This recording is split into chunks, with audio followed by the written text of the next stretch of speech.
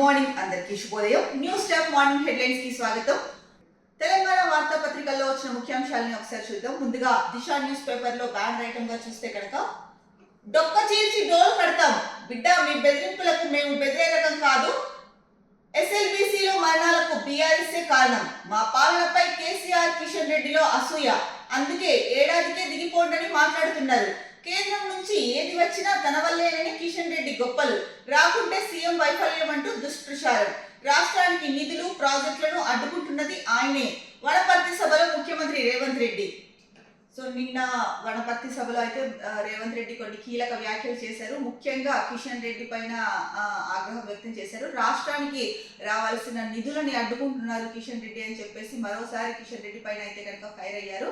3 రోజుల నుంచి చూసుకుంటే కనుక కిషన్ రెడ్డి రాష్ట్ర అభివృద్ధికి అడ్డుపడట్లేదు అని చెప్పేసి కిషన్ రెడ్డి వాదిస్తున్నారు. కానీ రాష్ట్రానికి సైంధవుడిలా తయారయ్యాడు కిషన్ రెడ్డి అని చెప్పేసి సీఎం రేవంత్ రెడ్డి చెప్తున్నారు. ఇద్దరి మధ్య అంటే సీఎం రేవంత్ రెడ్డి అలాగే కిషన్ రెడ్డి మధ్య అయితే కనుక ఒక రకంగా మినీ యుద్ధమే జరుగుతుందని చెప్పొచ్చు, మాటల యుద్ధము. ఇక ముఖ్యంగా ఎస్ఎల్బీసీ టన్నెల్ గురించి కూడా మాట్లాడారు. ఎస్ఎల్బీసీలో 8 మంది ఎవరైతే కార్మికులు అంటే 8 మందిలో 2 ఇంజనీర్లు, మిగతా వాళ్ళు కార్మికులు ఉన్నారు, చిక్కుకుపోయి వాళ్ళు మరణించారు. ఈ ప్రమాదానికి వీళ్ళు చనిపోవడానికి కారణం బీఆర్ఎస్ఏ అని చెప్పేసి రేవంత్ రెడ్డి అనడం జరిగింది. ఇక మా పాలన పైన కేసీఆర్ కి అలాగే బీజేపీ కిషన్ రెడ్డికి అసూయ, అందుకనే ఏడాది కాగానే దిగిపోండి అని చెప్పేసి మాట్లాడుతున్నారని చెప్పేసి నిన్న అయితే కనుక వనపర్తి సభలో కొంత ఘాటుగానే మాట్లాడడం జరిగింది. ముఖ్యంగా కేంద్రం నుంచి ఏది వచ్చినా కూడా కిషన్ రెడ్డి ఏదైనా రాష్ట్రానికి నిధులు కానీ ప్రాజెక్టు కానీ కేంద్రం నుంచి సహాయం అందితే నా వల్లే వచ్చిందని చెప్పేసి గొప్పలు చెప్పుకుంటాడు. ఒకవేళ కేంద్రం నుంచి ఏది రాకపోతే కనుక అది సీఎం వైఫల్యం అని చెప్పడం అలవాటైపోయింది అన్నట్టు రేవంత్ రెడ్డి అయితే కనుక చెప్పారు. ఏది ఏమైనా కూడా నిన్న చూసుకుంటే కనుక వనపర్తి సభలో అయితే కనుక సీఎం రేవంత్ రెడ్డి చాలా ఘాటుగా స్పందించారు కిషన్ రెడ్డి పైన అట్లాగే బీజేపీ పైన. ఇక ముఖ్యంగా ఎస్ఎల్బీసీ టన్నెల్ ప్రమాదము 8 మంది మృతికి కారణం అయితే కనుక బీఆర్ఎస్ఏ అని చెప్తున్నారు. ఇక మరో ప్రధాన వార్త చూసుకుంటే కనుక, ఎస్ఎల్బీసీ నీటి ధారపై జియోలాజికల్ సర్వే, నీటి ఊట జాడపై ఆ శాఖ అధికారుల పరిశోధనలు, ఏటీఆర్ అడవిలో 450 మీటర్ల లోతులో వాగు పొరలు గుర్తింపు, మల్లెల తీర్థం మల్లె ఉసురు వాగుల నుంచి ఎస్ఎల్బీసీ వైపు నీటి ప్రవాహం. సో ఎస్ఎల్బీసీ టన్నెల్లో ఏదైతే 8 మంది ఇరుక్కుపోయారో వాళ్ళని కాపాడడానికి రెస్క్యూ టీమ్స్ అయితే కనుక అంటే దేశంలోనే ప్రఖ్యాతి కాంచిన 11 రెస్క్యూ టీమ్స్ సంస్థలు అయితే కనుక రంగంలోకి దిగాయి. అయినప్పటికీ కూడా ఆ 8 మందిని బయటకి తీసుకురావడంలో అడ్డంకులు ఎదురవుతున్నాయి. ప్రధానంగా నీటి ఊరడము, బురదమయం అయిపోవడము అవి ప్రధాన అడ్డంకిగా మారింది రెస్క్యూ టీమ్స్ కి అని చెప్పేసి చెప్పారు. అసలు ఈ నీరు ఎక్కడి నుంచి వస్తుంది ఏంటి అన్నది చూస్తే కనుక, ముఖ్యంగా జియోలాజికల్ వాళ్ళు సర్వే చేస్తే కనుక దాంట్లో తెలిసింది ఏంటి, 450 మీటర్ల లోతులో వాగు పొరలు ఉన్నాయి అని వాటిని గుర్తించారు. ఏదైతే మల్లెల తీర్థము మల్లె ఉసురు వాగులు ఉన్నాయో అక్కడి నుంచి ఎస్ఎల్బీసీ వైపు నీటి ప్రవాహం జరుగుతోంది. ఇది దీనివల్లే నీటి ఊట ఉంటుంది అని చెప్పేసి చెప్తున్నారు. దీనికి సంబంధించిన ఒక చిన్న న్యూస్ ఐటమ్ కూడా ఇచ్చారు. ఎస్ఎల్బీసీ టన్నెల్ ప్రమాదానికి నీటి ధారలే కారణమని అనుమానిస్తున్న అధికారులు వాటి జాడను గుర్తించేందుకు టన్నెల్లో ప్రమాదం జరిగిన ప్రదేశం పైన కొండ ఉపరితలంలో జియోలాజికల్ సర్వే నిర్వహించారు. నీటి జాడ కోసం అధికారులు ఆరా తీశారు. అమ్రాబాద్ అటవీ ప్రాంతంలోని 450 మీటర్ల లోతులో కుర్తిపెంట టేకుల సర్వే వద్ద వాగు పొరలు గుర్తించినట్లు తెలిసింది. ఆ నీటి ప్రవాహం కాస్త మల్లెల తీర్థం మల్లె ఉసురు వాగుల నుంచి ఎస్ఎల్బీసీ వైపు ప్రయాణించి కృష్ణానది వైపు పారుతున్నట్లు సమాచారం. దీనిపై జియోలాజికల్ అధికారులు ప్రభుత్వానికి నివేదిక అందజేయనున్నట్లు తెలుస్తోంది. సో ఎస్ఎల్బీసీ నీటి దారిపైన అయితే కనుక కొంత క్లారిటీ వచ్చిందనే చెప్పొచ్చు. ఎక్కడి నుంచి ఆ నీరు వస్తుంది, ముఖ్యంగా రెస్క్యూ టీమ్స్ కి ప్రధాన అడ్డంకిగా మారింది నీళ్లు ఊరడము, దానివల్ల అక్కడ బురదమయం అయిపోవడము, అక్కడ అంటే ఎవరైతే చిక్కుకుపోయారో 8 మందిని ఆ 8 మందిని గుర్తించి బయటకి తీసుకురావాలి అంటే కనుక పనులు ముందుకు జరగట్లేదు. కారణం బురద నీళ్లు ఎక్కువగా ఉండడం వల్ల ఎంత తవ్వుతున్నా కూడా అంటే రోజుకి 1 మీటర్ తవ్వడమే కష్టంగా ఉందని చెప్పేసి నిన్న కొన్ని వార్తా కథనాలు కూడా వచ్చాయి. సో ఈ నీరు ఎక్కడి నుంచి వస్తుంది అన్నదైతే కనుక గుర్తించారు. మల్లెల తీర్థం అలాగే మల్లె ఉసురు వాగుల నుంచి ఇటువైపు SLBC వైపు ప్రవహిస్తుంది. దాని ద్వారానే నీటి ఊట ఊరుతోంది అన్నది ప్రాథమికంగా అయితే గుర్తించారు. దీనిపైన జియోలాజికల్ అధికారులు అయితే కనుక ప్రభుత్వానికి నివేదిక అందజేస్తారు అని కూడా వార్త అయితే కనుక వచ్చింది. మరో ముఖ్యమైన వార్త, 2వ వారంలో బడ్జెట్ అసెంబ్లీ ప్రోరోగ్ చేస్తూ గవర్నర్ నోటిఫికేషన్. ఈ సెషన్ లోనే BC SC బిల్లులు. సో 2వ వారం నుంచే తెలంగాణలో అయితే కనుక బడ్జెట్ సమావేశాలు మొదలవుతాయని చెప్పేసి ప్రధానంగా ఇచ్చారు. సో అసెంబ్లీలో బడ్జెట్ సమావేశాలు మొదలయ్యే ముందు గవర్నర్ గారి ప్రసంగం ఉంటుంది. అనంతరం బడ్జెట్ సమావేశాలు. ఈ సమావేశాల్లోనే BC SC బిల్లులు కూడా ప్రవేశపెడతారు అని చెప్పేసి ముఖ్యంగా వార్త ఇచ్చారు.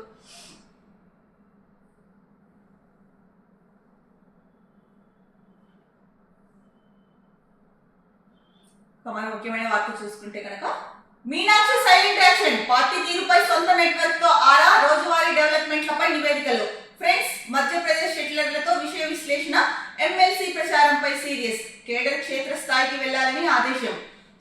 సో రాష్ట్రానికి కొత్త కాంగ్రెస్ ఇన్ఛార్జిగా వచ్చిన మీనాక్షి నటరాజన్ గారు అయితే తనదైన స్టైల్లో వెళ్తున్నారు పార్టీలో పనితీరు పట్ల. ముఖ్యంగా ఆవిడ క్యాడర్ని కాకోకుండా పార్టీ తీరు పైన సొంత నెట్వర్క్తో అయితే కనుక ఆరోపిస్తున్నారు. ముఖ్యంగా రోజువారీ అభివృద్ధి ఏది జరుగుతుందో దానిపైన నివేదికలు తెప్పించుకోవడము, ఇక ముఖ్యంగా ఆవిడ ఫ్రెండ్స్ అలాగే మధ్యప్రదేశ్ సెటిలర్లతో అయితే కనుక విషయ విశ్లేషణ చేస్తున్నారు అని చెప్తున్నారు. ముఖ్యంగా MLC ప్రచారం పైన అయితే కనుక ఆవిడ చాలా సీరియస్ అయ్యారని చెప్తున్నారు. క్షేత్రస్థాయికి వెళ్ళి అంటే కేడర్ ఏదైతే ఉందో రాష్ట్ర ప్రభుత్వంలోనే అంటే కాంగ్రెస్ ప్రభుత్వం ఉంది, ఆ క్యాడర్ ఏదైతే ఉందో ఆ క్యాడర్ క్షేత్రస్థాయికి వెళ్ళాలని చెప్పేసి ఆవిడ ఆదేశాలు జారీ చేశారు. మరి పార్టీలో వాళ్ళని నమ్ముకోకుండా ఆవిడ సొంత నెట్వర్క్తో ఆరా తీస్తున్నారు. మరి దీంట్లో పార్టీ నేతలు ఎలా వర్క్ చేస్తున్నారు ఏంటి అన్నదైతే కనుక పూర్తిగా తెలిసే అవకాశం ఉంది. ముఖ్యంగా నటరాజన్ గారు చేస్తున్న ఈ పని వల్ల అయితే కనుక కొంత కాంగ్రెస్ నేతల్లో అయితే కనుక బయటకు చెప్పుకోవట్లేదు, కానీ కొంత గూగుల్ అయితే కనుక కొంతమంది నేతల్లో ఉందనేది అయితే కనుక స్పష్టంగా తెలుస్తోంది. ఎందుకంటే పార్టీ క్యాడర్ లేదా పార్టీ తీరు పైన పార్టీ నేతల్ని అడిగి తెలుసుకోకుండా సొంత నెట్వర్క్తో ఆరా తీస్తున్నారు అంటే ఎవరైతే సరిగా వర్క్ చేయట్లేదో వాళ్ళు అయితే కనుక వాళ్ళ గుండెల్లో అయితే కనుక కొంత భయం మొదలైందనేది అభిప్రాయపడుతున్నారు చాలా మంది.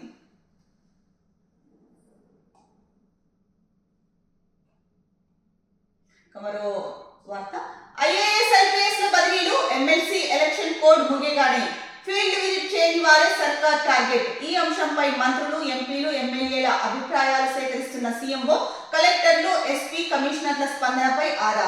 సో త్వరలోనే అంటే MLC ఎలక్షన్స్ కోడ్ ముగియగానే IAS లో IPS ల బదిలీలు అయితే ఉంటుంది.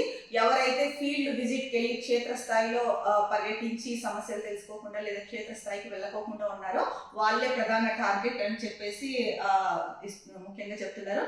గతంలో కూడా రేవంత్ రెడ్డి చాలా సార్లు చెప్పారు, AC గదులు వదిలి ఫీల్డ్కి వెళ్ళండి, క్షేత్రస్థాయికి వెళ్ళి అక్కడ పరిశీలించండి, అక్కడ ఏం సమస్యలు ఉన్నాయి ఏంటి అన్నది తెలుసుకోండి అని చెప్పేసి ఆవేదన వ్యక్తం చేయడం కూడా జరిగింది. సో మరి ఈ నేపథ్యంలోనే ఎవరైతే ఫీల్డ్కు వెళ్ళట్లేదో వాళ్ళే సర్కారు టార్గెట్గా పెట్టుకుంది అని చెప్పేసి ప్రధానంగా వార్త ఇచ్చారు. ఇంకా అలాగే ఈ అంశం పైన అయితే కనుక అంటే వీళ్ళ ట్రాన్స్ఫర్స్ విషయం పైన అయితే కనుక మంత్రులు, ఎంపీలు, ఎమ్మెల్యేల అభిప్రాయాలు కూడా సేకరిస్తున్నారు. ఇంకొక వైపు కలెక్టర్లు, SP అలాగే కమిషనర్ల స్పందన కూడా ఎలా ఉంటుంది అన్న దానిపైన కూడా విషయాన్ని రాబడుతున్నారు. సో ఎవరైతే కనుక ఫీల్డ్కి వెళ్ళకోకుండా వాళ్ళ క్యాబిన్స్ లో నుంచే అన్ని పర్యవేక్షిస్తున్నారో అలాంటి IAS IPS ఆఫీసర్లకైతే కనుక బదిలీ వేటు తప్పదు అని దీంట్లో తెలుస్తోంది మనకి న్యూస్ ద్వారా. మరో ముఖ్యమైన వార్తాపత్రిక ఈనాడులో చూసుకుంటే కనుక, ఏవియేషన్ హబ్ గా తెలంగాణ, యువతకు పెద్ద ఎత్తున ఉద్యోగాలు, ప్రధాని మోదీ చొరవతోనే వరంగల్కు విమానాశ్రయం, కేంద్ర మంత్రులు రామ్మోహన్ నాయుడు, కిషన్ రెడ్డి. సో ఇక్కడ ఫోటో ఇచ్చారు. యోజన కేంద్ర బడ్జెట్ 2025-26 మ్యాగజైన్ ను ఆవిష్కరిస్తున్న కేంద్ర మంత్రులు రామ్మోహన్ నాయుడు, కిషన్ రెడ్డి. సో తెలంగాణని అయితే కనుక ఏవియేషన్ హబ్ గా మారుస్తాము అని చెప్పేసి ప్రధానంగా చెప్తున్నారు. యువతకు పెద్ద ఎత్తున ఉద్యోగ అవకాశాలు కలుగుతాయి. ముఖ్యంగా ప్రధానమంత్రి చొరవతోనే వరంగల్కు ఎయిర్పోర్ట్ వచ్చింది అని చెప్పేసి రామ్మోహన్ నాయుడు అయితే కనుక చెప్పారు. సో ఈ యోజన క్యాలెండర్ ఈ యోజన మ్యాగజైన్ ఏదైతే ఉందో ఇది కిషన్ రెడ్డి రామ్మోహన్ నాయుడు ఆవిష్కరించారు. ఈ నేపథ్యంలోనే రామ్మోహన్ నాయుడు అంటే మోడీ గారి చొరవతోనే వరంగల్కి ఎయిర్పోర్ట్ వచ్చింది అన్నారు. అలాగే వార్తా కథనాలు చూసుకుంటే కనుక తీసుకో సో నిన్న ఇంకా వేరే వార్తా కథనాలు చూస్తే కనుక తెలంగాణకి ఇంకొక ఎయిర్పోర్ట్ కూడా మంజూరు చేసే అవకాశం ఉంది అని చెప్పేసి వార్తలు వచ్చాయి. మరి చూడాలి ఇంకొక ఎయిర్పోర్ట్ కూడా అంటే ఏ ప్రాంతంకి ఇస్తారు, ఎక్కడ ఎయిర్పోర్ట్ నెలకొల్పుతారు అన్నది.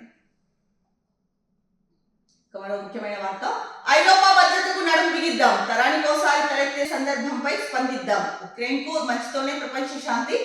ఐరోపా దేశాల సదస్సులో బ్రిటన్ ప్రధాని స్టార్మర్ పిలుపు, కాల్పుల విరమణపై కలిసి పనిచేద్దాం, యూకే, ఫ్రాన్స్, ఉక్రెయిన్ నిర్ణయం. సో ఏదైతే ఐరోపా భద్రతకు అందరం కలిసి పనిచేద్దాము, నడుము బిగిద్దాము అని చెప్పేసి ఐరోపా దేశాల నేతలు అయితే కనుక ముందుకొచ్చారు. ఈ విషయం పైన మాట్లాడడం జరిగింది. అంటే తరానికి ఒకసారి తలెత్తే సమస్యలు ఏవైతే ఉన్నాయో ఈ సమస్యల పైన అయితే కనుక స్పందిద్దాము, ముఖ్యంగా ఉక్రెయిన్కి అండగా ఉండడం గురించి చెప్తున్నారు వీళ్ళు. అలాగే ఉక్రెయిన్ దేశానికి మంచి జరుగుతుందో దాంతోనే ప్రపంచానికి శాంతి కలుగుతుంది అని చెప్పేసి భావిస్తున్నారు ఐరోపా దేశాల నేతలు అయితే కనుక. ఈ నేపథ్యంలోనే కాల్పుల విరమణ పైన కూడా అంటే ఇక ఎలాంటి యుద్ధాలు వద్దు, ఏమి వద్దు, కాల్పుల్ని కూడా విరమించాలి అని చెప్పేసి దానిపైన కూడా మనం అందరం కలిసి పనిచేద్దాము అని చెప్తున్నారు. యూకే, ఫ్రాన్స్, ఉక్రెయిన్ కలిసి ఈ నిర్ణయం అయితే తీసుకుంది. లాస్ట్ ఒక 3 రోజుల క్రితం చూసుకుంటే కనుక ట్రంప్, జెలెన్స్కీ మధ్య మీటింగ్ జరిగింది. దాంట్లో కొంత అంటే ఇద్దరి మధ్య మాటల యుద్ధం అయితే కనుక జరిగింది. ట్రంప్ అంటే రష్యా యుద్ధం చేయకుండా ఆపాలి అంటే కనుక మీ దగ్గర ఉన్న విలువైన ఖనిజాలు మాకు ఇవ్వండి అని చెప్పేసి అడగడం జరిగింది. దీనికి జెలెన్స్కీ సరే మీకు ఇస్తాము, ఇచ్చిన తర్వాత అంటే రష్యా తర్వాత దాడి చేయదని మీరు మాకు భరోసా ఇస్తారా, అండగా ఉంటారా అని అడిగినందుకు ట్రంప్ అయితే కనుక కోపం వచ్చింది అన్నట్టు వార్తా కథనం అయితే కనుక వచ్చింది.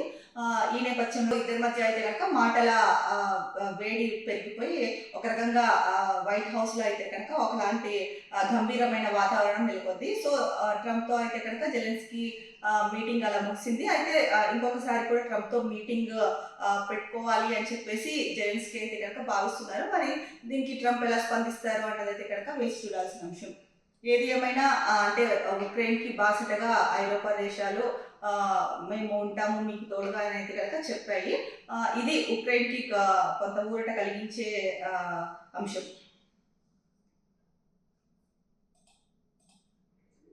ఇక మరో ముఖ్యమైన వార్తాపత్రిక వెలుగులో చూసుకుంటే కనుక ఇండియా హ్యాట్రిక్, 44 రన్స్ తేడాతో న్యూజిలాండ్ పై విజయం, రేపు సెమీస్ లో ఆస్ట్రేలియాతో అమీతుమి. సో నిన్న జరిగిన మ్యాచ్ లో అయితే కనుక ఛాంపియన్స్ ట్రోఫీలో న్యూజిలాండ్ ఇండియా మధ్య జరిగిన ఛాంపియన్స్ ట్రోఫీలో నిన్న న్యూజిలాండ్ తో భారత్ అయితే తలపడింది. దీంట్లో 44 రన్స్ తేడాతో భారత్ హ్యాట్రిక్ విజయం సాధించింది. ఇక సెమీస్ లో అయితే కనుక ఆస్ట్రేలియాతో తలబడపోతుంది. మరి ఆస్ట్రేలియాతో మ్యాచ్ అంటే అభిమానుల్లో కూడా కొంత టెన్షన్ అయితే కనుక ఉంటుంది. మన భారత జట్టు మీద ఎంత నమ్మకం ఉందో, సో ఆస్ట్రేలియాతో సెమీస్ లో తలపడన్న నేపథ్యంలో క్రికెట్ అభిమానులు అయితే కనుక ఉత్కంఠ మరీ పెరిగింది. ఎందుకంటే కనుక ఆస్ట్రేలియాలో కూడా స్ట్రాంగ్ ప్లేయర్స్ ఉన్నారు. సో మన జట్టు మీద మనకి ఎంత నమ్మకం ఉందో, సో ఆస్ట్రేలియా మీద కూడా అంటే ముఖ్యంగా కొంతమంది బౌలర్స్ మీద, బ్యాట్స్మెన్ మీద అయితే కనుక స్ట్రాంగ్ ప్లేయర్స్ ఎవరైతే ఉన్నారో వాళ్ళ మ్యాచ్ చూసిన తర్వాత కొంత అక్కడ ఎక్కడో ఒక మూలన అయితే కనుక కొంత ఇది కూడా ఉంది. అంటే భయం అని చెప్పలేం కానీ అంటే మన వాళ్ళు ఇంకా జాగ్రత్తగా ఆచితూచి ఆడాల్సిన అవసరం అయితే కనుక ఉంది అని చెప్పేసి కొంతమంది క్రికెట్ ప్రేమికులు అయితే కనుక చెప్తున్నారు. మరి స్లో ఇండియా ఆస్ట్రేలియా మధ్య జరగబోయే మ్యాచ్ అయితే కనుక ఒక రకంగా మొత్తం భారతదేశం అంతా అభిమానుల్లో ఉత్కంఠనైతే రేపుతోంది. ఆ రోజు చాలా మంది టీవీలకే అతుక్కుపోయినా కూడా అతుక్కుపోతారు. సో మరో ముఖ్యమైన వార్త, ఉగాదికి గద్దర్ అవార్డులు ఏటా అధికారికంగా భక్త రామదాస్ జయంతి ఉత్సవాలు, డిప్యూటీ సీఎం బట్టి విక్రమార్క. కళాకారులకు ప్రజాప్రభుత్వం అండగా ఉంటుంది. భవిష్యత్తు తరాలకు రామదాసు కీర్తనలు అందజేయాలి. సమాజంలో సేవాభావం పెంపొందించాలని సూచన. ఎల్బీ స్టేడియంలో ఘనంగా భక్త రామదాసు జయంతి ఉత్సవాలు. 10 గంటల పాటు మార్మోగిన కీర్తనలు. సో ఉగాది నుంచి అయితే కనుక గద్దర్ అవార్డులు అంటే ఈ ఉగాదికి గద్దర్ అవార్డులు అయితే కనుక ఇస్తామని, సో ఈ ఉగాదికి అయితే కనుక గద్దర్ అవార్డులు ఇస్తామని చెప్పేసి డిప్యూటీ సీఎం చెప్పడం జరిగింది. అలాగే కళాకారులకు అండగా ఉంటుంది ప్రజాప్రభుత్వం అని కూడా చెప్పారు. ఈ నేపథ్యంలోనే భవిష్యత్తు తరాలకు రామదాసు కీర్తనలు చాలా అవసరము, వాళ్ళకి అందజేయాల్సిన అవసరం కూడా ఉంది. అలాగే సమాజంలో సేవాభావం కూడా పెంపొందించాల్సిన అవసరం కూడా ఉందని చెప్పేసి చెప్పారు. నిన్న అయితే కనుక ఎల్బీ స్టేడియంలో ఘనంగా భక్త రామదాసు జయంతి ఉత్సవాలు జరిగాయి. ఈ జయంతి ఉత్సవాల్లో అయితే కనుక 10 గంటల పాటు రామదాసు కీర్తనలు ఏవైతే ఉన్నాయో అది ఆ కీర్తనలతో మారుమోగిపోయింది స్టేడియం అంతా అని చెప్పేసి ముఖ్యంగా వార్త ఇచ్చారు. మరి ముఖ్యమైన వార్త, చంద్రుడిపై దిగిన రెండో ప్రైవేట్ ల్యాండర్. అమెరికాకు చెందిన firefly aerospace private agency blue ghost అనే ల్యాండర్ ను చంద్రుడిపై సేఫ్ గా దించింది. చంద్రుడిపై కూలిపోకుండా స్పేస్ షిప్ ను ల్యాండ్ చేసిన రెండో ప్రైవేట్ స్పేస్ ఏజెన్సీగా రికార్డు సృష్టించింది. సో మొత్తానికి అయితే కనుక చంద్రుడి పైన రెండో ప్రైవేట్ ల్యాండర్ సేఫ్ గా ల్యాండ్ అయింది అని చెప్పేసి వార్త ఇచ్చారు. అంటే చంద్రుడిపై కూలిపోకుండా స్పేస్ షిప్ ని అయితే కనుక ల్యాండ్ చేసిన రెండో ప్రైవేట్ స్పేస్ ఏజెన్సీగా అయితే కనుక రికార్డు సృష్టించింది అని చెప్పి ఇచ్చారు. సెబీ మాజీ చీఫ్ మాధవిపై అయితే కనుక ఎఫ్ఐఆర్ నమోదైంది. రెగ్యులేషన్స్ ఉల్లంఘన, స్టాక్ మార్కెట్ ఫ్రాడ్ కు పాల్పడ్డారనే ఆరోపణలపై సెబీ మాజీ చైర్పర్సన్ మాధవి పురేపై కేసు నమోదైంది. ఏసీబీ కోర్టు ఆదేశాల మేరకు ఆమెతో పాటు 5 ఆఫీసర్లపై ఏసీబీ దర్యాప్తు ప్రారంభించింది. మరి ఎవరైతే సెబీ మాజీ చీఫ్ ఉన్నారో మాధవి గారు, ఆవిడపై అయితే ఎఫ్ఐఆర్ నమోదైంది. ప్రధానంగా ఆవిడపైన ఉన్న అభియోగాలు అనొచ్చు, ఆరోపణలు అవ్వచ్చు, రెగ్యులేషన్స్ ఉల్లంఘన, అలాగే స్టాక్ మార్కెట్ కి సంబంధించి ఫ్రాడ్ కు పాల్పడ్డారన్న ఆరోపణలు అయితే ఉన్నాయి. ఈ నేపథ్యంలోనే ఆమె పైన ఎఫ్ఐఆర్ అయితే కనుక నమోదైంది. ఇక మరో ముఖ్యమైన వార్త, కృష్ణా నీటి వాటాలపై కేంద్రం వద్ద తేల్చుకుందాం. నేడు కేంద్ర జలశక్తి మంత్రితో సీఎం రేవంత్ ఉత్తమ్ భేటీ. సమ్మక్క సాగర్ ఎన్ఓసి, సీతారామ సాగర్ అనుమతులపైన చర్చ. ప్రధాని నరేంద్ర మోడీని కూడా కలిసే ఛాన్స్. కృష్ణా జలాలు ఏవైతే ఉన్నాయో దీనిపైన ఎప్పటి నుంచో రెండు తెలుగు రాష్ట్రాల మధ్య వివాదం అయితే కొనసాగుతూనే ఉంది. ఈ నేపథ్యంలో కృష్ణా నీటి వాటాలపైన అయితే కనుక కేంద్రం వద్ద తేల్చుకుందాము అని చెప్పేసి తెలంగాణ ప్రభుత్వం డిసైడ్ అయ్యింది. ఈ నేపథ్యంలోనే ఇవాళ కేంద్ర జలశక్తి మంత్రితో అయితే కనుక రేవంత్ రెడ్డి, అలాగే నీటిపారుదల శాఖ మంత్రి ఉత్తమ్ భేటీ కానున్నారని చెప్పేసి ఇచ్చారు. అలాగే సమ్మక్క సాగర్ ఎన్ఓసి, అలాగే సీతారామ సాగర్ అనుమతులకి కూడా అనుమతులు అడిగే అవకాశం ఉంది. దానిపైన కూడా చర్చ ఉంటుంది అని చెప్తున్నారు. ఇక ఈ నేపథ్యంలోనే అంటే జలవనరుల శాఖ మంత్రితో పాటు మీటింగ్ అయిపోయిన తర్వాత జలవనరుల శక్తి మంత్రితో ప్రధాని నరేంద్ర మోడీని కూడా కలిసే అవకాశాలు ఉన్నాయని చెప్తున్నారు. అవసరమైతే రోబోలు వాడండి. ఎస్ఎల్బీసీ రెస్క్యూ సిబ్బందికి ఎలాంటి ఆపద రావద్దు. అధికారులను ఆదేశించిన సీఎం రేవంత్ రెడ్డి. టన్నెల్ లోపలికి వెళ్లి సహాయక చర్యలు పర్యవేక్షించిన సీఎం. సో లోపల ఎవరైతే కనుక రెస్క్యూ టీమ్స్ వర్క్ చేస్తున్నాయో ఎస్ఎల్బీసీ టన్నెల్లో వాళ్ళు అక్కడ ఉన్న పరిస్థితిని మొత్తం చెప్పడం జరిగింది సీఎం రేవంత్ రెడ్డికి. అంటే నీరు ఎక్కువగా రావడం, బురద ఎక్కువగా రావడం వల్ల పనులు ముందుకు సాగడం లేదు, ఆటంకం కలుగుతోంది అని చెప్పేసి. సో ఏది అంటే అక్కడ పరిస్థితికి చెప్పాలంటే కనుక కొంచెం దారుణంగానే ఉంది లోపల సిచ్యువేషన్ అని చెప్పేసి చెప్పడం జరిగింది. ముఖ్యంగా నిన్న సీఎం రేవంత్ రెడ్డి అయితే కనుక ఎస్ఎల్బీసీ టన్నెల్ దగ్గరికి వెళ్ళి అక్కడ పర్యవేక్షించారు పనుల్ని. అలాగే లోపలికి కూడా వెళ్ళారు టన్నెల్ లోపలికి. ఈ నేపథ్యంలోనే రేవంత్ రెడ్డి ఒకటి చెప్పారు, అధికారులకి ఏమీ అవ్వకోకుండా అంటే ఎస్ఎల్బీసీ టన్నెల్లో ఉన్న రెస్క్యూ టీమ్స్ ఎవరైతే ఉన్నారో ఆ రెస్క్యూ సిబ్బందికి ఎలాంటి ఆపద రాకూడదు అని చెప్పేసి చెప్పారు ముఖ్యంగా. సో ఈ నేపథ్యంలోనే అధికారులకి ఈ ఆదేశాలు జారీ చేశారు. అంటే రెస్క్యూ టీమ్స్ ఎవరైతే ఉన్నారో ఆ సిబ్బందికి ఎటువంటి ఆపద లేకుండా చూసుకోవాల్సిన బాధ్యత అధికారులది అన్నట్టు చెప్పారు. ఇక టన్నెల్ లోపలికి వెళ్ళి సహాయక చర్యలు పర్యవేక్షించారు. ఈ నేపథ్యంలోనే అవసరమైతే రోబోలు వాడండి అని చెప్పి కూడా చెప్పారు. మరో ముఖ్యమైన వార్త, కొత్తగూడెంలోని ఎయిర్పోర్ట్ సాధ్యాసాధ్యాలపై స్టడీ కొనసాగుతున్నది. కేంద్ర మంత్రి రామ్మోహన్ నాయుడు. సో వరంగల్కి అయితే కనుక ఎయిర్పోర్ట్ మంజూరు చేసింది కేంద్ర ప్రభుత్వము. అలాగే కొత్తగూడెంలోనూ ఎయిర్పోర్ట్ వచ్చే అవకాశం ఉంది. అది సాధ్యాల గురించి స్టడీ కొనసాగుతోంది అని చెప్పేసి రామ్మోహన్ నాయుడు అయితే కనుక చెప్పారు. ఇక వరంగల్ ఎయిర్పోర్ట్ ఏదైతే ఉందో అది 2.5 ఏళ్లలో పూర్తి చేస్తామని చెప్తున్నారు. ఈ ఎయిర్పోర్ట్కు గతంలో కేసీఆర్ సర్కార్ సహకరించలేదు. ఏప్రిల్లో Hyderabad to Srisailam sea plane ప్రారంభిస్తున్నామని వెల్లడి. సో ఏదైతే ఇప్పుడు వరంగల్కి ఎయిర్పోర్ట్ వచ్చిందో దానికి గతంలో కేసీఆర్ సర్కార్ అయితే కనుక సహకరించలేదు అని చెప్పారు. ఇంకా అలాగే ఏప్రిల్లో అయితే కనుక హైదరాబాద్ నుంచి శ్రీశైలం వరకు సీ ప్లేన్ ప్రారంభిస్తామని కూడా కేంద్ర మంత్రి తెలియజేయడం జరిగింది. ఓపీ ఛార్జీల ధర ప్రైవేట్ హాస్పిటల్స్ లో అడ్డగోలుగా వసూలు. ఏ ఆసుపత్రికి వెళ్ళినా 500 రూపాయలకు తక్కువ లేదు. కార్పొరేట్లోనైతే 1000కి పైనే. ఓపీ సర్జరీ ఛార్జీలపై లేని నియంత్రణ, రేట్లు ఫిక్స్ చేయాలని కేంద్రానికి సుప్రీంకోర్టు ఆదేశించిన చర్యలు శూన్యం. సో రేట్లు ప్రైవేట్ హాస్పిటల్స్ దందా గురించి ప్రత్యేకంగా మనం చెప్పుకోవాల్సిన అవసరం లేదు. ఎంత జరుగుతుందో ప్రతి ఒక్కరికి తెలుసు. కానీ దీనిపైన అయితే కనుక చెప్పాలి అంటే కనుక సుప్రీంకోర్టు రేట్లు ఫిక్స్ చేయమని చెప్పినా కూడా ఆదేశించినా కూడా చర్యలు శూన్యమని ఇచ్చారు. అంటే నిమ్మకు నీరెత్తినట్లు ఉన్నాయి ఆయా రాష్ట్ర ప్రభుత్వాలు అని చెప్పొచ్చు. ఒక రకంగా చెప్పాలంటే తెలుసు కదండి, నిమ్మకు నీరు ఎత్తడం అంటే నిమ్మ చెట్టుకి ఎంత నీరు పోసినా కూడా అది నాకు నీళ్లు పోయలేదన్నట్టే కనిపిస్తుంది చెట్టు. అలా ఉంది. సుప్రీంకోర్టు ఆదేశించినా కూడా చర్యలు తీసుకోలేదంటే దాని అర్థం ఏంటి? మరి సామాన్యులు ఎలా వెళ్ళి హాస్పిటల్స్ చూపించుకుంటారు? మనము కొద్ది రోజుల క్రితం వార్తా కథనాలు చూసాము.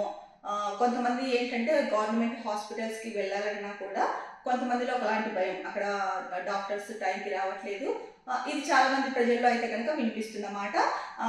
కావాలంటే కనుక రాష్ట్ర ప్రభుత్వం ఆరోగ్య రంగంపై ఫోకస్ చేసి ఆరోగ్య శాఖ మంత్రి ఎవరైతే ఉన్నారో ఆయన, ఉన్నతాధికారులు ఎవరైతే ఉన్నారో ఒక్కసారి ప్రభుత్వ హాస్పిటల్స్ అన్ని విజిట్ చేసి అక్కడ డాక్టర్లు ఏ టైంకి వస్తున్నారు, ఏ టైంకి వెళ్తున్నారు, రోగులకు సేవలు అందుతున్నాయా లేదా, సరైన సమయంలో చికిత్స అందిస్తున్నారా లేదా, మందులు అందుబాటులో ఉన్నాయా లేదా, ఇవన్నీ మీరు ఒకసారి పరిశీలించండి. అప్పుడు మీకే తెలుస్తుంది ఏమాత్రం ప్రభుత్వ హాస్పిటల్స్ సరిగా వర్క్ చేస్తున్నాయి లేదు అన్నది. ఈ నేపథ్యంలోనే ప్రభుత్వ ఆసుపత్రుల తీరు ఇలా ఉంది కాబట్టి చాలా మంది ప్రభుత్వ ఆసుపత్రులకి వెళ్ళడం లేదు. అదే చెప్తున్నారు, ఎవరైతే కనుక ప్రభుత్వ ఆసుపత్రికి వెళ్ళి చూపించుకోవాలి అనుకుంటున్నారో వాళ్ళు చాలా మంది ఇదే అంటున్నారు. ముఖ్యంగా ఎవరైతే కనుక ఇంటి పని లేకపోతే ఇళ్లలో పనులు చేసుకోవడానికి వచ్చే ఆడవారు కానీ లేకపోతే కూలికి వెళ్ళే వాళ్ళని కానీ ఇలాంటి వాళ్ళందరినీ అడిగి చూడండి, తెలుస్తుంది. మరి అలాంటప్పుడు ప్రభుత్వ ఆసుపత్రిలో సరిగ్గా చూడట్లేదు, అంటే టైంకి డాక్టర్లు ఉండట్లేదు. మరి ఇలాంటప్పుడు కొంతమంది ప్రైవేట్ హాస్పిటల్కి వెళ్తారు. సో మినిమం 500 రూపీస్ ఛార్జ్ చేస్తున్నారు.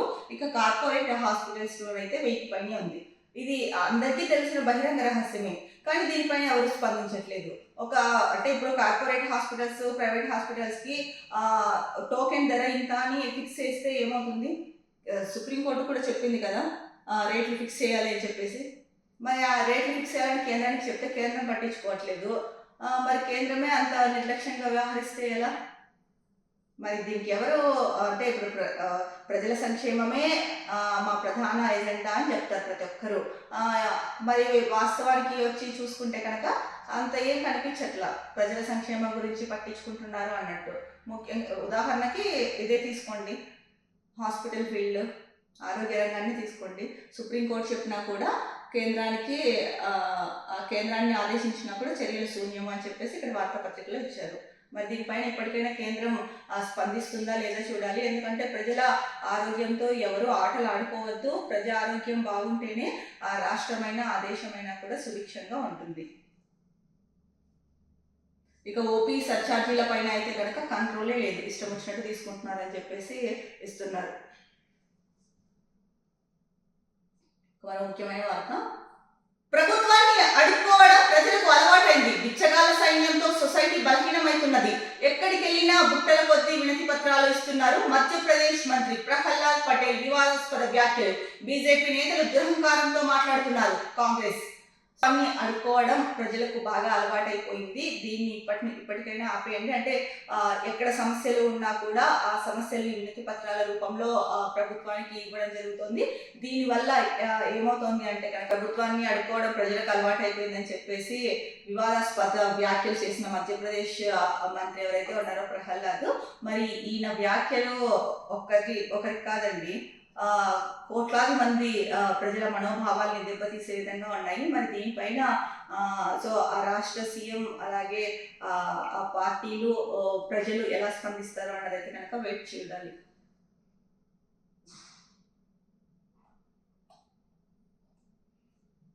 సో ఇంకా మరో వార్త, ఎమ్మెల్సీ ఓట్ల కౌంటింగ్ ఇయాల్ని కరీంనగర్ నల్గొండలో ఏర్పాట్లు పూర్తి, మాక్ కౌంటింగ్ నిర్వహించిన అధికారులు 2 టీచర్ 1 గ్రాడ్యుయేట్ స్థానాల్లో తేలనున్న ఫలితం. సో ఎమ్మెల్సీ ఎన్నికలు ముగిసాయి, మనకు తెలిసిందే. ఇవాళ మార్చి 3వ తారీఖున రిజల్ట్స్ వస్తాయని చెప్పారు. ఈ రోజు అయితే కనుక పోలింగ్ సో మరి ఈ రోజు అయితే కనుక ఎమ్మెల్సీ ఎన్నికల ఫలితాలు వెలువడనున్నాయి.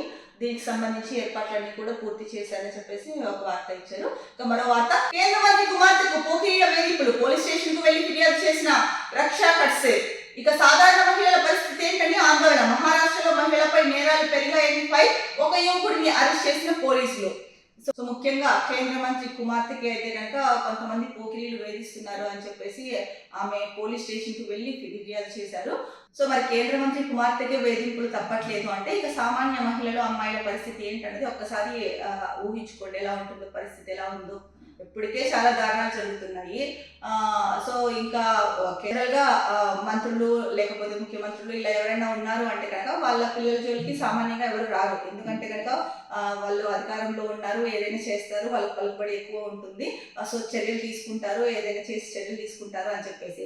సో అలాంటిది కేంద్ర మంత్రి కుమార్తెని వేధిస్తున్నారు అంటే ఇంకా సాధారణ మహిళలు, సామాన్యుల ఆడపిల్లలు, మహిళల పరిస్థితి ఏ విధంగా ఉంటుందో ఒకసారి ఊహించుకోండి, అర్థం చేసుకోవాల్సిన సిచ్యువేషన్ నెలకొంది ఇప్పుడు. ఇది మరి ఇప్పటికైనా కూడా ఇన్ని ఘటనలు జరుగుతూ ఉన్నాయి దేశంలో, రాష్ట్రాలలో. ఇప్పటికైనా కేంద్ర ప్రభుత్వము కఠినంగా అంటే అభయ చట్టం తీసుకొచ్చారు, నిర్భయ, అభయ, ఇలా రకరకాల చట్టాలు వచ్చాయి. కానీ ఆ చట్టాలు కొద్ది రోజుల వరకే భయపడుతున్నారు ఆ చట్టాలకి, కానీ తర్వాత జరుగుతూనే ఉన్నాయి. అలా కాకుండా అసలు మహిళల జోలికి వెళ్ళాలంటేనే, ఆడపిల్లల జోలికి వెళ్ళాలంటేనే భయపడేలాగా కఠినమైన చట్టం ఏదైనా తీసుకొస్తేనే దీనికి ముగింపు పలికే అవకాశం ఉంటుందని చెప్పేసి చాలా మంది మహిళలు అయితే భావిస్తున్నారు. మరో వార్తాపత్రిక, నమస్తే తెలంగాణ. నమస్తే తెలంగాణలో సొరంగంలో మల్ల మృదంగం, కాళేశ్వరం ప్రాజెక్టును కేసీఆర్ హడావుడిగా 3.5 ఏళ్లలోనే పూర్తి చేయడం వల్లే మేడిగడ్డలో ఓ పిల్లర్ కుంగిందని కొందరు అజ్ఞానంతో వాదిస్తున్నారు. మరి 2005లో మొదలుపెట్టిన ఎస్ఎల్బీసీ 20 ఏళ్లైనా సుదీర్ఘంగా ఎందుకు సాగుతున్నది? 2 దశాబ్దాల పాటు నింపాదిగా నిర్మాణం చేస్తున్న టన్నెల్ ఎందుకు కుప్పకూలింది అని చెప్పేసి ఇక్కడైతే వార్త ఇచ్చారు. మరి ఎందుకు అంటే 2005 నుంచి మొదలు పెట్టారు కదా, ఇన్నేళ్ల నుంచి కొనసాగుతున్నా కూడా టన్నెల్ ఎందుకు కుప్పకూలింది అని చెప్పేసి ప్రధానంగా అడుగుతున్నారు. మరి దీనికి ప్రభుత్వం ఎలాంటి సమాధానం చెప్తుందో, ఏం చెప్తుందో చూడాలి. ఇంతకుముందు వార్తా పేపర్లో చూసుకున్నప్పుడైతే కనుక మనము ఈ ప్రమాదానికి కారణం బీఆర్ఎస్ పార్టీని అని సీఎం రేవంత్ రెడ్డి అన్నారు. అంటే 10 ఏళ్లుగా ఈ ప్రాజెక్టు పైన అయితే కనుక అంతగా దృష్టి కేంద్రీకరించలేదు, వాళ్ళు చేసిన మిస్టేక్స్ వల్లే ఈ రోజు ఇలా జరిగింది అని చెప్పేసి ఒకవైపు కాంగ్రెస్ నేతలు చెప్తున్నారు. ఇక్కడ చూసుకుంటే కనుక మరి 20 ఏళ్లుగా సుదీర్ఘంగా నడుస్తోంది కదా, మరి సుదీర్ఘ కాలంగా నడిచినప్పుడు ఎందుకు టన్నెల్ కుప్పకూలిపోయింది అని చెప్పేసి ఇక్కడ అడుగుతున్నారు. మరో వార్త, అయితే నాంచుడు లేదంటే కూల్చుడు, కాంగ్రెస్ పాలనలో ప్రాజెక్టుల దుస్థితి ఇదే. వట్టెం, సుంకిశాల, ఎస్ఎల్బీసీ అన్ని కురుడే. కాంగ్రెస్ ప్రభుత్వ నిర్లక్ష్యంతోనే ప్రమాదాలు, పెండింగ్ ప్రాజెక్టులన్నీ పూర్తి చేసిన బీఆర్ఎస్. కేసీఆర్ హయాంలో నిర్ణీత గడువులోనే పూర్తి. కాళేశ్వరం, పాలమూరు, రంగారెడ్డి నిదర్శనం. అతిపెద్ద సర్జ్ పూల్స్, సబ్ స్టేషన్లు, పంప్ హౌస్లు. 3.5 ఏళ్లలో 203 కిలోమీటర్ల టన్నెల్ పూర్తి. 2005లో ఎస్ఎల్బీసీని ప్రారంభించిన కాంగ్రెస్ 20 ఏళ్లు దాటినా నీటికి పూర్తి కాని నిర్మాణం అని చెప్పేసి ముఖ్యంగా నమస్తే తెలంగాణలో ఇచ్చారు. మరి దీనిపైన ప్రభుత్వం ఎలా స్పందిస్తుంది అన్నది అయితే కనుక చూడాలి. సో కాళేశ్వరం ప్రాజెక్టు పూర్తి చేశారు, కానీ కాళేశ్వరం ప్రాజెక్టు కూడా అంటే అదే కాళేశ్వరం ప్రాజెక్టు అలాగే మేడిగడ్డలో ఒక పిల్లర్ కూడా కూలింది కదా, మరి దీని గురించి అయితే కనుక ఇక్కడ ఇవ్వలేదు. ఇందాక చూసుకున్నప్పుడు అయితే కనుక అక్కడ రాశారు కేసీఆర్ హయాంలో అయితే కనుక కాళేశ్వరము మేడిగడ్డలో జరిగింది అని చెప్పి, మేడిగడ్డలో పిల్లర్ కుంగుబాటు జరగడం జరిగింది అని చెప్పేసి చెప్తున్నారు. మరి 20 ఏళ్ల నుంచి ఎస్ఎల్బీసీ టన్నెల్ చేస్తూనే ఉన్నారు కదా, ఆ ప్రాజెక్ట్ని కడుతూనే ఉన్నారు కదా, మరి ఎందుకో అన్నేళ్ళు తీసుకొని అంత నిదానంగా కట్టినా కూడా టన్నెల్ ఎందుకు కుప్పకూలిపోయింది అని కూడా ఇక్కడ ఇచ్చారు. మరి దీనిపైన ప్రభుత్వం ఎలా స్పందిస్తుందో చూడాలి. ఇక మరో వార్త ఇచ్చారు. ఈసారి 37వసారి రేవంత్ రెడ్డి అయితే కనుక ఢిల్లీ వెళ్తున్నారంట. దానికి సంబంధించిన వార్త ఇచ్చారు. 37వసారి ఢిల్లీకి నేడు కేంద్ర మంత్రులను, పార్టీ పెద్దలను కలిసే ఛాన్స్. సో నమస్తే తెలంగాణలో అయితే కనుక మనం చూసుకుంటున్నట్టయితే కనుక ఈ మధ్య కాలంలో ఎక్కువగా రేవంత్ రెడ్డి ఎన్నిసార్లు ఢిల్లీ వెళ్తున్నారో ఆ నెంబర్ అయితే కనుక కరెక్ట్గా ఇస్తున్నారు. ఎన్నిసార్లు ఢిల్లీకి వెళ్తున్నారు, వెళ్ళినప్పుడు ఏం చేస్తున్నారు అని చెప్పేసి, ఏమైనా తీసుకొస్తున్నారా రాష్ట్రానికి ప్రాజెక్టులు కానీ నిధులు కానీ అలాంటివి ఏమీ తీసుకురావట్లేదు అని చెప్పేసి కొన్నిసార్లు వార్తాకథనాలు ఇచ్చారు. ఈసారి అయితే కనుక 37వసారి ఢిల్లీకి వెళ్తున్నారు రేవంత్ రెడ్డి. కేంద్ర మంత్రులను అలాగే పార్టీ పెద్దలను కలిసే ఛాన్స్ అని చెప్పేసి ఇచ్చారు. సో ఇందాక చూస్తున్న వార్తా పేపర్లలో అయితే కనుక చెప్పారు ఎందుకు వెళ్తున్నారు. కృష్ణా జల వివాదం ఏదైతే ఉందో దాన్ని కేంద్రంతోనే తేల్చుకుందాము అని చెప్పేసి ఉత్తమ్ కుమార్ రెడ్డి, రేవంత్ రెడ్డి వెళ్తున్నారు. దీనికి సంబంధించి అక్కడ కేంద్ర జలవనరుల మంత్రి ఎవరైతే ఉన్నారో ఆయన్ని కలిసి దీనిపైన మాట్లాడి ఈ వివాదం గురించి దీనికి ఫుల్ స్టాప్ పెట్టే ప్రయత్నంలో భాగంగా ఢిల్లీ వెళ్తున్నారు. అలాగే కుదిరితే కనుక మోడీ అపాయింట్మెంట్ దొరికితే కనుక మోడీ గారిని కూడా కలిసే ఛాన్స్ ఉందని చెప్పేసి ఇచ్చారు. ఈ నేపథ్యంలోనే సీఎం రేవంత్ రెడ్డి అయితే కనుక ఢిల్లీ వెళ్తున్నారు. ఇది తెలంగాణ వార్తాపత్రికల్లో వచ్చిన ముఖ్యాంశాలు. రేపటి న్యూస్ స్టాప్ మార్నింగ్ హెడ్లైన్స్ లో మళ్ళీ కలుద్దాం. అంతవరకు సెలవు. నమస్కారం. Be happy, stay strong, stay healthy.